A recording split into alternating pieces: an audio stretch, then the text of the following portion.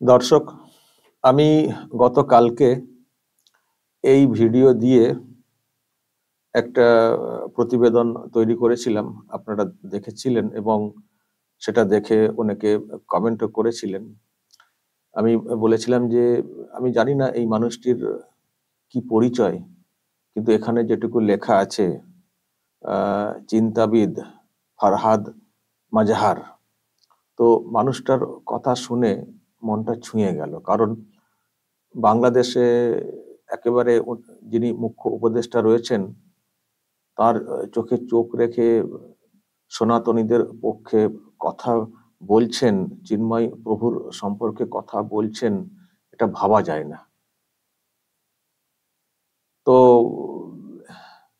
যা বলেছেন সেটা তো আমি গতকালকে শুনিয়েছি। যারা শোনেননি একবার শুনে নেবেন, আমি এখানে আর শোনাচ্ছি না উনি কি বলেছিলেন। আমি একটা কথা বলে দিই, উনি যা যা বলেছিলেন তার মধ্যে একটা কথা, সেটা হচ্ছে যে বলেছিলেন যে আমার কখনো মনে হয়নি যে চিন্ময় প্রভু একজন রাষ্ট্রদ্রোহী। আমার কখনো মনে হয়নি। আমি মিশেছি, কথা বলেছি, আমার কখনো মনে হয়নি। আর ওনাকে এইরকম একটা ধারাতে এবং ব্রিটিশ আমলের আইনকে ব্যবহার করে ধরা হয়েছে, এটা ঠিক হয়নি। এতে করে আমাদের দেশের মুখ কিন্তু উজ্জ্বল হচ্ছে না। একটা ভয়ঙ্কর একটা পরিবেশ তৈরি হচ্ছে বিশ্বের দরবারে। দেশ কিন্তু একটা প্রশ্নের মুখে পড়ে যাচ্ছে, এটা কিন্তু উনি বলেছিলেন এবং বলেছিলেন যে অবিলম্বে ওনাকে মুক্তি দেওয়া উচিত। এক্স্যাক্টলি কি বলেছিলেন দর্শক, কালকের ভিডিওটা একটু শুনে নেবেন। তো যাই হোক, আমি এটা দেখিয়ে ওই কথা বলার পরে আমি দেখলাম যে আমাকে এই সব ছবি আপনাদের মধ্যেই অনেকে পাঠিয়েছেন বাংলাদেশ থেকে, যে দেখুন এই হচ্ছেন উনি ফরহাদ মাজহার। এবং ওনার আরো সব পরিচয়ও দিয়েছেন অনেকে, যে ছাত্র মুভমেন্ট হয়েছিল বাংলাদেশে হাসিনাকে সরানোর ক্ষেত্রে, সেখানে উনি খুব সক্রিয় ভূমিকাতে ছিলেন ছাত্রদের পেছনে। আর এখন যে সরকারটা চলছে, সেই সরকারের যারা সব উপদেষ্টা রয়েছেন, তাদের মধ্যে একজন মহিলা উপদেষ্টা মৎস্য বিভাগের, ওনার নাকি ওয়াইফ। তো তার মানে শাসক শিবিরের লোকজন।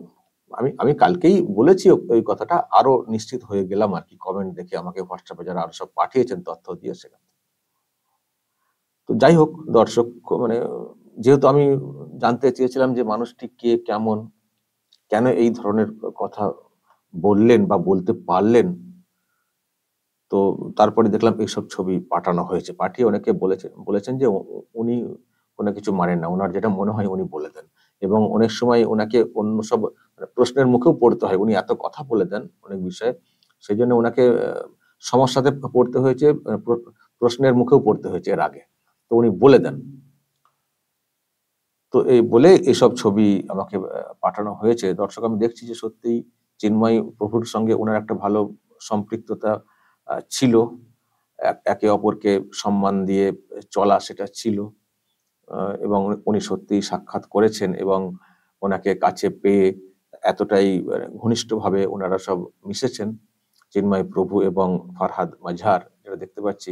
অন্যজনও রয়েছেন, এক কাছে বসা, গল্প করা, জড়িয়ে ধরা। আমি একটা ছবি দেখছিলাম, জড়িয়ে ধরা। তো এটা মানে প্রমাণ করে যে এই যে এটা মানে প্রমাণ করে যে ওনার সঙ্গে সম্পর্ক ভালো বা একটা ভক্তি শ্রদ্ধা আছে একে অপরের প্রতি। সেই জায়গা থেকেই হয়তো ওনার একটা বিবেকের তাড়না বলতে পারি। হয়তো সেই জন্যই ওইভাবে ডক্টর ইউনূসের চোখে চোখ রেখে পরিষ্কার বলেছিলেন যে কি চলছে বাংলাদেশে, কি চলছে, এটা কেন ওনাকে ধরা হয়েছে। সেই জায়গা থেকে হয়তো কথাগুলো উনি বলেছিলেন। এখন দর্শক আর কি হবে, উনি বলেছেন, খানিকটা চিৎকার করেছেন, তাতে আর কি হলো? মুক্তি তো এখনো হয়নি, সে তো 1 মাস পরে আবার হিয়ারিং। কিন্তু দর্শক, যেটা বলতে চাই যে যে ছবি দেখছি, এই ছবি তো কথা বলছে, মানে ওখানকার ছবি। সুতরাং কেমন ছিল পরিবেশ, শ্রদ্ধা, মানে ভক্তি একে অপরের প্রতি কেমন কি ছিল, সেটা তো বলছে। তো এখান থেকে একটা মনে প্রশ্ন, যে এইরকম পরিবেশ কি আর বাংলাদেশে আসবে না? এখন যেটা চলছে এরকম চলবে? সনাতনীদেরকে উদ্দেশ্য করে কটূক্তি, তারপরে হামলা, মারধর, যা সব লুটপাট এরকম চলবে। একে অপরকে শ্রদ্ধা সম্মান করে আর কি চলবে না বাংলাদেশ? এই ছবি কি আর সামনে আসবে না? এগুলো কি ওই অতীত হিসেবেই থেকে যাবে? নতুন কোনো বর্তমান ছবি এরকম কি দেখা যাবে না? আজকে এগুলো দেখলে তো মানে মানে বলাই তো যায়, বা প্রশ্ন তো জাগে যে কি ছিল, কি হয়ে গেল বাংলাদেশে। এত সুন্দর একে অপরের সঙ্গে মিলেমিশে থাকা, আর সেখানে এইরকম হয়ে গেল। মানে এখন গ্রেপ্তারি, এত কিছু। যে মানুষটিকে রাষ্ট্রদ্রোহী বলে কথা বলা হচ্ছে, তার সঙ্গেই তো উপদেষ্টার স্বামী এইভাবে মিশেছেন, এবং তিনি প্রকাশ্যে বলছেন যে না, আমার আমার কখনো মনে হয়নি উনি রাষ্ট্রদ্রোহী। তারপরেও ওনার বিরুদ্ধে এইসব চলবে, উল্টোপাল্টা কথা বলা, পোস্টারিং, সোশ্যাল মিডিয়াতে তোপ দাগা এখনো চলবে। মানে এই মিল মহব্বত যেটাকে বলি আর কি আমরা, সেটা কখনো ফিরবে না বাংলাদেশে। এগুলো দেখলে তো খারাপ লাগে, তো ভাবাই যে কি ছিল, কি হয়ে গেল। তবে দর্শক, আমি আপনাদেরকে একটা কথা বলি, এই পরিবেশ আর সহজে ফিরবে না। এমনিতেই একটা অংশ চাইছে যে সনাতনী মুক্ত হোক বাংলাদেশ, হিন্দু মুক্ত হোক বাংলাদেশ, তাহলে সব জায়গা জমি আমরা পেয়ে যাব।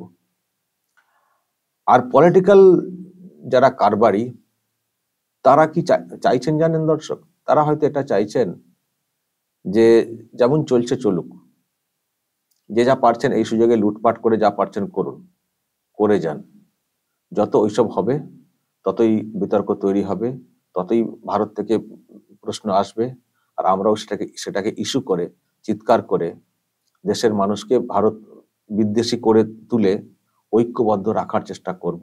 আর এইভাবে থাকতে থাকতে ভোটটাকে পার করে দেব।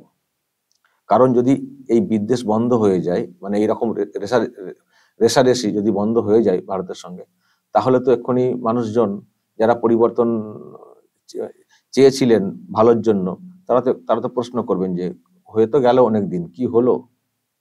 চাকরির কোটা নিয়ে মুভমেন্ট, চাকরি কোথায়? অন্ন বস্ত্র দাম তো নাকি প্রচুর হয়ে যাচ্ছিল, সেটা কমাবেন বলেছিলেন, কোথায়? যদি এক্ষুনি তারা প্রশ্ন করেন, এবং সেই সুযোগে যদি এখন এখানে পলিটিক্যাল একটা বিভাজন তৈরি হয়, তখন কি করে আমরা ক্ষমতায় আসব? এবং ওখানকার যে একটা বড় পার্টি বিএনপি, তারা দেখবেন এই ইস্যুটা, মানে ভারত বিদ্বেষী যে ইস্যুটা, সেটাকে অনেক বেশি বেশি ক্যাচ করেছে। কারণটা কি?